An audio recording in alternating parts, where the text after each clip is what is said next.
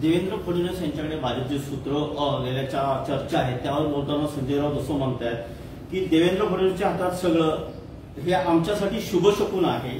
अमित शाह आणि मोदी यांनी जास्त सभा घ्याव्यात म्हणजे आमच्या जागा वाढतील असं संजय राऊत म्हणतात। म्हणून आमची ही इच्छा आहे की उद्धव ठाकरेंनी तेवढं फिरावं, आमच्या कोकणात यावं, महाराष्ट्रात यावं, जेणेकरून त्याच्या चपट्या पायाच्या पाठिंब्यामुळे त्याचे सगळे उमेदवार आता रांगेत पडतील।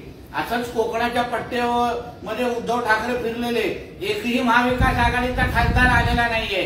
उर्वरित खासदार हे काँग्रेसच्या आशीर्वादामुळे आलेले आहेत। म्हणून येणारं सरकार हे आमच्या देवेंद्र फडणवीस साहेबांच्या नेतृत्वात, मार्गदर्शनात आणि ताकदीमुळे निश्चित पद्धतीने परत येईल आणि म्हणूनच परत एकदा आमच्या पक्षश्रेष्ठीने त्यांचा विश्वास टाकलेला आहे। आमचे देवेंद्र फडणवीस हे गेम चेंजर आहेत, हे येणाऱ्या दिवसांमध्ये आपल्याला कळेल। मध्य प्रदेशमध्ये लाडकी बहीण योजनेचे पैसे मिळाले नाहीत, लाडकी बहीण बेईमान लोकांना मत देणार नाही, ओवाळणीही देणार नाही। लाडकी बहीण सोड, तुझ्या घरातल्या महिला तरी तुमच्याबद्दल काय बोलतात हे कधीतरी तुम्ही त्यांच्या घरात माईक फिरवला ना तर कळेल या संजय राजाराम राऊची घरामध्ये काय पत आहे। आणि मध्य प्रदेशमध्ये शिवराज सिंग चौहान साहेबांच्या नेतृत्वाखालील सरकारने ही योजना किती चांगली अंमलबजावणी केली याचं योग्य उत्तर हे मध्य प्रदेशमध्ये असलेलं आमचं सरकार आहे। आज मध्य प्रदेशमध्ये ताकदीने भारतीय जनता पक्षाचं सरकार आलेलं आहे आणि त्याचं एकमेव कारण आहे लाडकी बहीण योजनेची अंमलबजावणी आणि तेच आता महाराष्ट्रामध्ये त्याचा रेप्लिका होणार आहे किंवा त्याच्याच पद्धतीचं प्रतिबिंब दिसणार आहे। शरद पवार राष्ट्रवादीचे नेते महबूब शेख यांनी आपल्यावर एक टीका करताना असं म्हटलंय की मनोज जरांगे पाटील आरक्षणाबाबतीत बोलतायत तर कोकणातील चाराने त्यांना आधुनिक जिना म्हणतोय। हो, कारण महबूब शेखला मिरच्या लागल्याच पाहिजे, कारण का मराठ्यांच्या खांद्यावर बसून मुसलमानांचं लांगून चालन होत असेल तर त्यावर तर आम्ही आक्षेप ठेवणारच।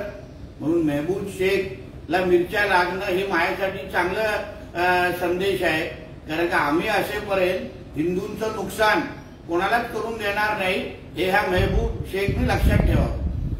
तर काल एक स्टँडअप कॉमेडियनने कोकणी माणसाबद्दल फार असे शब्द उच्चारले, त्यानंतर आपला एक व्हिडिओ आला, त्यानंतर त्यांनी 9:30 वाजता माफी मागितली। पण सोशल माध्यमांवर असं म्हटलं जातं की ज्या पद्धतीने त्यांनी कोकणी माणसाची कळ काढली त्यामुळे त्याला हिसका हा मिळावा, आपलं काय म्हणणं आहे? मुन्ना फारुकी हा नावाचा जो कार्टा आहे, हिरवा वळवणारा जो साप आहे ना, तो सातत्याने पहिलं त्यांनी आमच्या रामदेवताबद्दल पण बोललेला आहे, हिंदू समाजावर तो वारंवार बोलतो आणि आता कोकणातल्या जनतेबद्दल बोललेला आहे। त्याला असं वाटतं की एक साधासा व्हिडिओ बनवून तो ह्याच्यातून मोकळा होईल, तर त्यांनी अजूनपर्यंत नितेश राणेला ओळखलेलं नाही।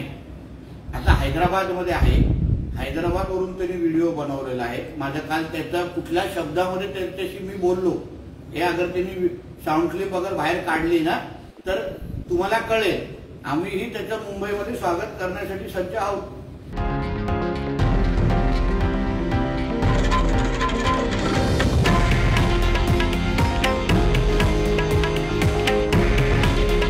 हे आहे देशातील नंबर 1 न्यूज नेटवर्क आणि आपण पाहत आहात TV9 मराठी।